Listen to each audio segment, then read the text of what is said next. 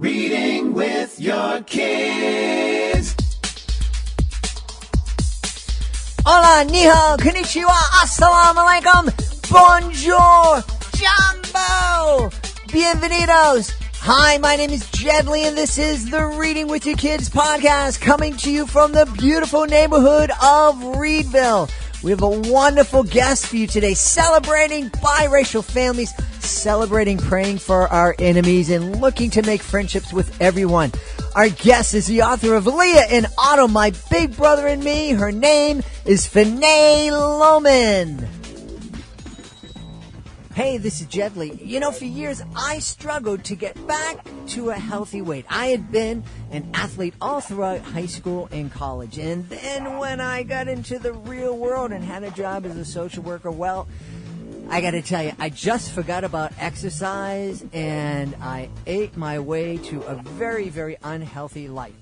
It would have been so much easier for me to get back to that healthy lifestyle that I loved in high school and college if I had a tool like Chronometer. We're really happy that the folks at Chronometer have decided to become sponsors and supporters of the Reading with Your Kids podcast. And you can find out all about their great product at our website, readingwithyourkids.com/fitness. readingwithyourkids.com/fitness. I mean, this is a great, great tool. It's a really great tool. It helps. Not only does it help you track your calories and help you track your exercise, but it also helps you track your nutrition. You know, you're just going on a diet and reducing calories. It's not the right way to go. You need to make sure that you're still having the right amounts of nutrients and proteins and the mix and all that kind of stuff. That's why Chronometer is so very useful. It's really easy to use. It helps you track 60 plus nutrients for 200,000 plus foods. And like I said, it lets you log your diet, your exercise, your biometrics. You put notes in there. It helps you make custom foods and recipes. It even has a mobile app so you can log on the go. You can check it all out and also check it out for free at our website, readingwithyourkids.com/fitness. I'm really excited. I love speaking to neighbors. I'm in Boston. My guest is in Bristol, Connecticut. She is the author of a beautiful, beautiful new book called Liah and Otto, My Brother and Me. Please welcome to the show, Fina Lowman. Fina, how are you? I'm wonderful. Thank you for asking. So excited to be here. I'm really excited. It says, I'm looking on your Amazon profile, and it says, Fina wants to continue to teach the youth that we are all different, and that's okay. Mm-hmm. I love that. Where did that desire come from? Before we talk about your book, where did that desire to teach kids that we are all different and that's okay come from? Yes. So I come from a blended family myself. Mm-hmm. My mom, she married outside of her race. He's Italian and Irish, and I am African American. So growing up, I mean, we never saw color or anything like that. Of course, I had my own problems in elementary school, you know, being different and, you know, name calling, bullying, and all that. So I feel that I have my own children. My 8-year-old and my 2-year-old, and my 8-year-old actually experienced some things that I experienced with bullying and how she is now, what she looks like. So I just go moving forward, letting everyone know that no matter what we are, we're all different. We should love each other no matter what. We shouldn't look at each other as you being different. That bases our character. Mm-hmm. We should just love one another and, you know, offer like one love and trying to just basically bless the world a little bit better with more love than hate. I hear you. And that's certainly been a big motivation of mine. I grew up in not so much a blended family, but it was just we were kind of mongrel in terms of religion and faith and ideas. You know, when I was growing up, everybody kind of, you know, every family went to the same church and they had the same political outlook, mm-hmm. and my family was just all over the place. And we really loved each other. And I have a bicultural family right now. Right. I married a beautiful woman from Puerto Rico, and my kids speak a little bit of English, a little bit of Spanish, and some other languages. And it's a beautiful thing. Tell me, is someone who has this motivation to teach kids that we are all different, and that's okay. Are you kind of frustrated right now with the way our society is and the kind of split that we seem to be dealing with right now? Absolutely. I just feel like this day and age, why are we still battling issues that my great grandparents are battled growing up? I just feel like if we just spread more love out in the world, it'd be a lot easier, or if we just listen to people and educate ourselves on different cultures, it would be a lot simpler, a lot easier if people weren't so closed-minded. Yeah. I imagine somebody who was really kind of bought into that division kind of mindset would say, well, we're still fighting some of those fights that your grandparents had to fight. And right. I'd agree with them, but it's just that we have grown closer, and we have grown closer to the ideal that Dr. Martin Luther King spoke of so passionately. We're certainly not there. It's not perfect, but we're making progress. And right. I'm one of those glass half full guys. It's like, let's celebrate where we are instead of, continually looking and saying the glass is half empty. Well, that's understandable. Let's celebrate where we are. Yes. That's true, but there's still more work that needs to be done. Absolutely. Yeah. Yeah. So tell us about Liah and Otto, my brother and me. Yes. So Liah is actually a little girl whose family is looking to adopt, and she's excited because they did end up adopting a little boy, and she doesn't know what he may look like, so she spends the day thinking about what he may be. She thinks that he might be a dragon or a dinosaur, not realizing it's a little boy that they have, So then she daydreams about the day and then finds out that it's actually someone completely opposite from her. She's a little African-American girl, and she actually gets a little boy outside of her race. And she just falls in love with him. And, it's about, like I said, blended families. It's a little bit background of where I come from, and challenges that my daughter faced in elementary school. So I just wanted to, really touch base on diversity, blended families, adoption, one love in the story. Yeah. What are some of the challenges that not only you face, but your daughter still faces today, coming from a blended family? Well, with my daughter, how I even got the story is because she, at the time, was 6, and she was actually bullied off of the playground. A few kids were blocking her and told her that she couldn't play because of how she looked. And so this, of course, upset her, and I had to go down to the school. Now, mind you, I'm on bed rest, so pregnant at the time, ready to give birth, so that wasn't really fun. So it was just about a conversation that I wasn't ready to have with her, especially at a young age, being only 6 years old, and my family being so mixed. We don't see you as, a color. We just see you as just loving us and treating us right. So that's how the story actually came to be. Right there. It's just what I wanted to show everyone is that no matter what you look like, we can be family. So so that was a little difficulty, but she understood, and I told her not everybody's like that though. The world is not all about judging you off of just how we look. It's not like that. People are very nice and loving and caring, and they love you because of who you are, because of your character. Now, what advice did you share with your daughter? And I imagine you would advise others for when your daughter and other kids encounter folks who aren't loving and who don't appreciate that we're different, and that's okay, and have preconceived notions and prejudices and whatnot. What kind of advice do you give to your daughter when she encounters those folks? So I'm a firm believer on praying, God.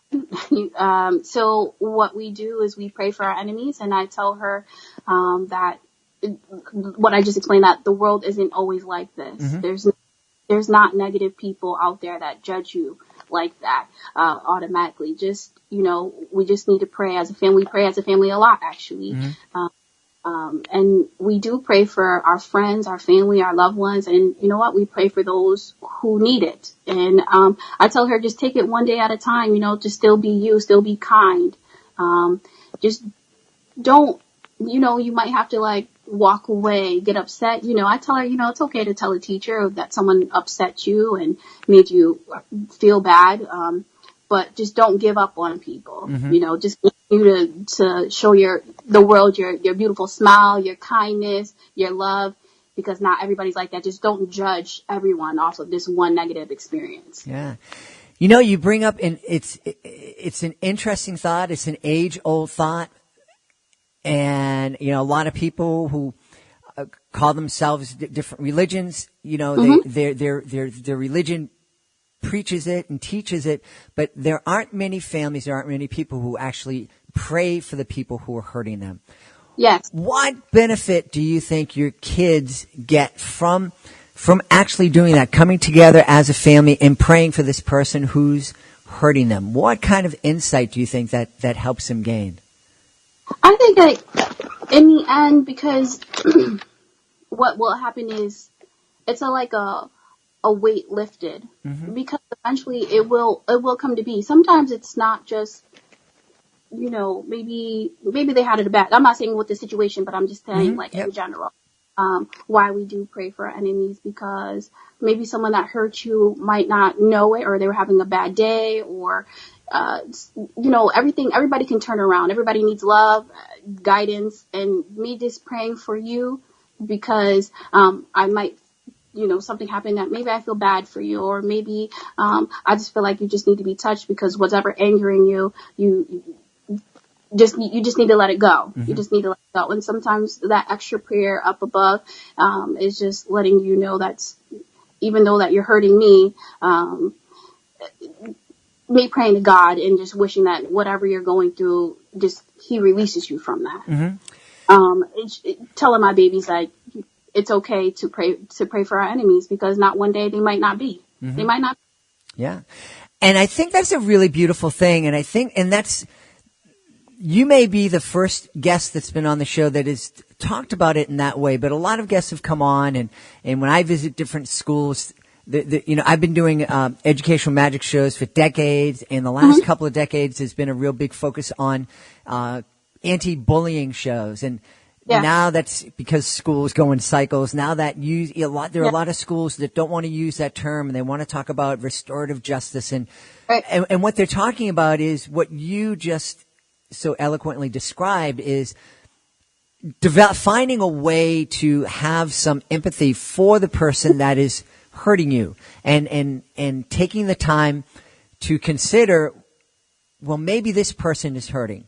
And it doesn't give them an excuse to hurt me, and I do need to stand up and talk to my teacher, and I need to tell my mom that I'm being hurt, but that doesn't mean that I can just, throw that person away and disregard what that person's experiencing. Right. Because we never know what someone's having a bad day. We don't know what's going on with their home life.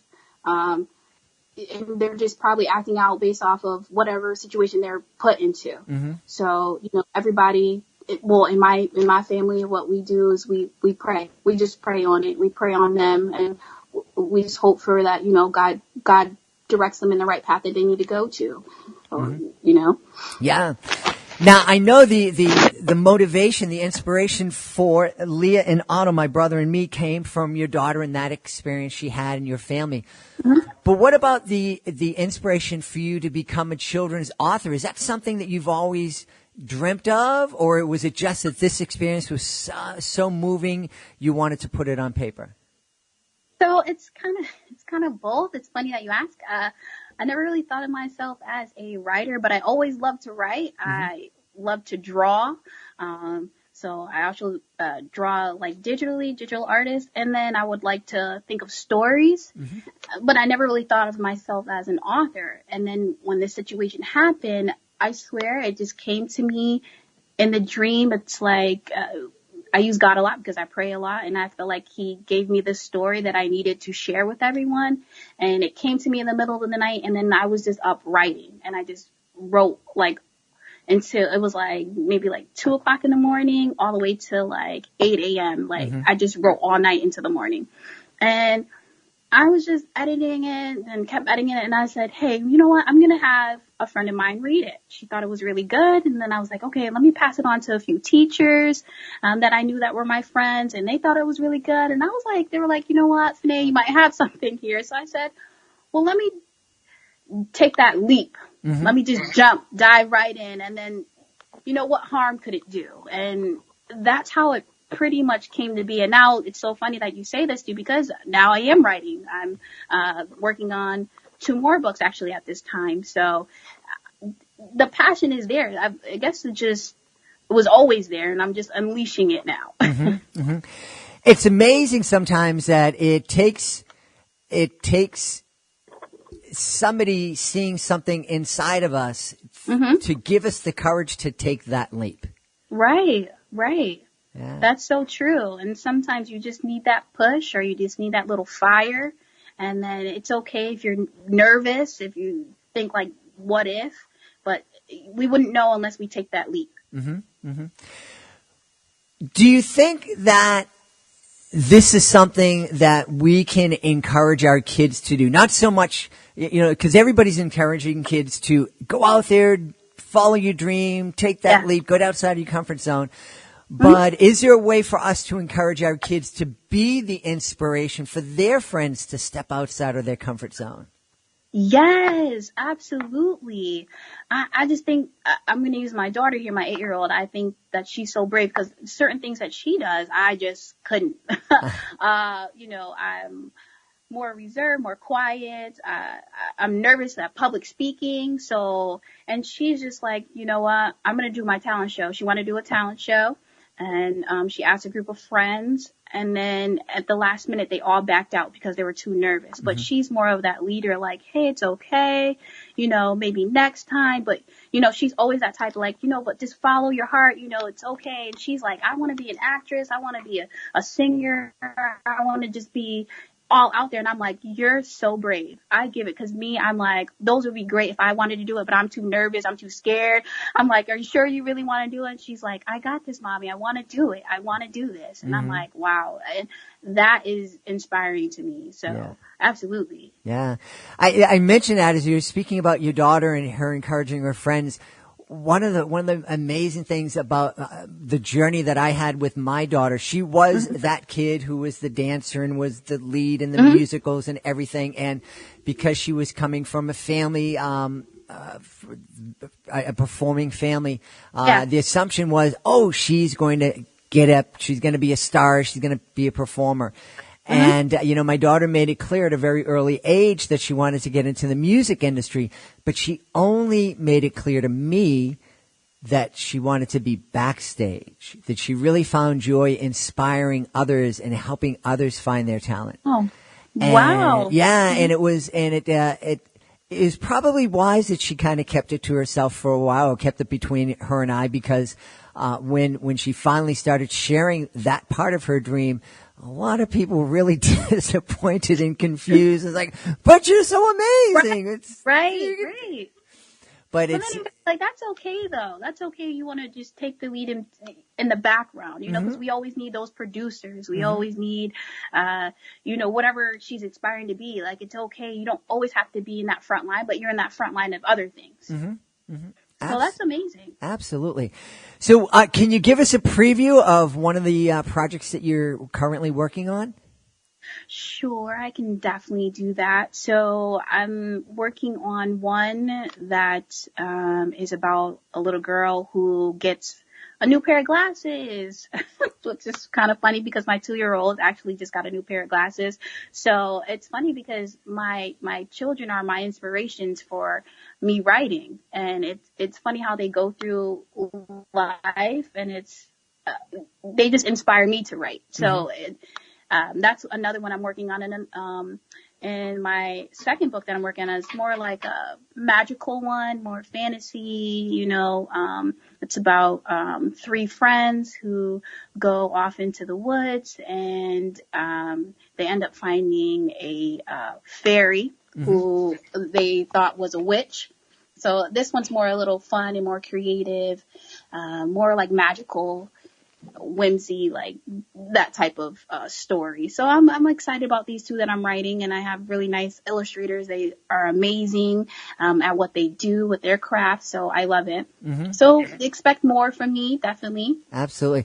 It's wonderful when Fina is speaking about this new project with magic and fantasy, her eyes are really lighting up. Yeah. There's just, there's a whole different, she's smiling throughout the entire interview here, but just when she started talking about that project, it was just, went from 100 watts to 150 watts, the smile. And it was. I get so excited and passionate about my craft, and I hope that everybody, stays tuned and just keep a lookout for me and more to come. That's all. So how can folks stay tuned to you and connect with you online to know when those new projects are out and to learn a little bit more about Liah and Otto, my brother and me?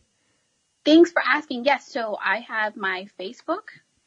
You can find me at Fina Lowman. That's F as in Frank, I-N-A, Fina Lowman, Lowman. And then I also have my Instagram, which is at the real Fina Lowman. And then my website is down at the moment, so I'm up and creating another one. So I hope to have that up and running soon, and I'll post those on my Facebook page and my Instagram once those are up and running. That is awesome. Well, we have had the pleasure of speaking to the author of Liah and Otto. I'm getting my names mixed up here. We had the pleasure of speaking with the author of Liah and Otto, My Brother and Me. Her name is Fina Lowman. Fina, I've had such a pleasure speaking with you. Thanks so very much. Thank you. Have a good one. Please be sure to join us for the next edition of the Reading with Your Kids podcast. We are going to go on a rock climbing adventure with our guest, Kristen Bartley Lynn. She is the author of a super book that your teens are going to want to read. You're going to want to read with your teens. It's called The Art of Holding On and Letting Go. Kristen Bartley Lynn's the next guest on the Reading with Your Kids podcast. Hey, if you're the author of a great children's book, we would love to have you on the podcast. Being a guest on the podcast gives you a chance to tell thousands and thousands of people all around the world about your fantastic book. Being a guest, it's fun, it's easy, and it is absolutely free. That's right. You can check it all out by going to our website, readingwithyourkids.com. Click on the contact button. Let us know about your great book. We will let you know the next easy steps. Hey, I want to thank Fina Lowman for being on the show today. Be sure to check out Liah and Otto, My Brother and Me. I also want to thank my associate producer, Fatima Khan. She is so very important to the podcast. And the most important thank you goes to you. Thank you so much for joining us today. And we don't want you to miss an episode, so thank you in advance for going to the iHeartRadio app and subscribing to the show, or subscribing wherever you find your podcast. And we can be found on Apple Podcasts, on Spotify, Stitcher Radio, Podcast Addict, Podbean, Himalaya, although I heard that pronounced Himalaya, and of course the iHeartRadio podcast app, and wherever you find podcasts. Thank you so much for taking the time to make the world a better place, and you do that every time you read with your kids. I'll be looking through the next episode of the Reading with Your Kids podcast.